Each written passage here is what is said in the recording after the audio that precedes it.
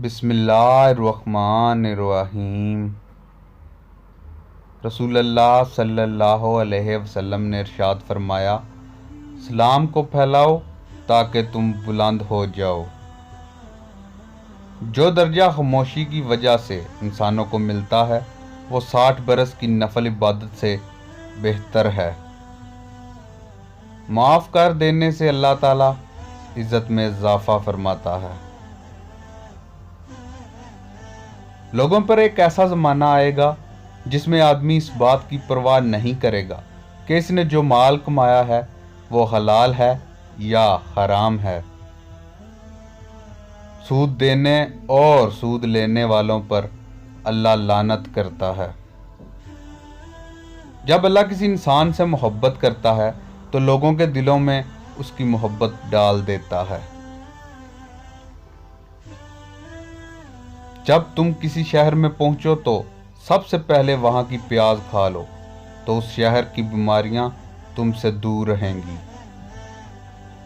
اگر ماں باپ کو محبت کی نگاہ سے دیکھ لو تو ایک حج اور ایک عمرہ کا ثواب ہے۔ جو شخص جھوٹی قسم کھا کے کسی مسلمان کے حق پر قبضہ کرتا ہے تو اللہ تعالیٰ اس پر جہنم واجب اور جنت حرام کر دیتا ہے۔ جس نے راستے سے پتھر ہٹایا اس کے لیے ایک نیکی لکھی جائے گی۔ جو مجھ پر درود بھیجتا ہے اس پر تمام فرشتے رحمت بھیجتے ہیں۔ اپنی کمائی پاک رکھو، تمہاری دعائیں قبول ہوں گی۔ سورہ فاتحہ میں ہر بیماری سے شفا ہے۔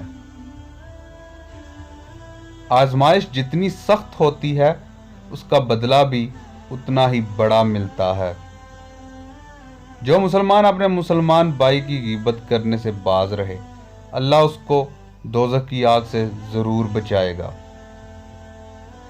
جس مال سے زکوٰۃ نہ نکالی جائے اور اس میں ملی جلی رہے تو وہ مال کو تباہ کر کے چھوڑتی ہے۔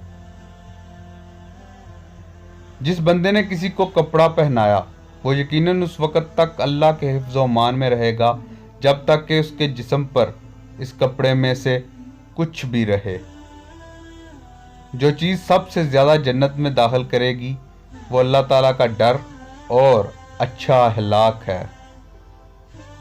زیادہ مال جمع کرنے والے لوگ اللہ کی نظر میں حقیر ہیں مگر کثرت سے صدقہ کرنے والے اللہ کی نظر میں محبوب ہیں۔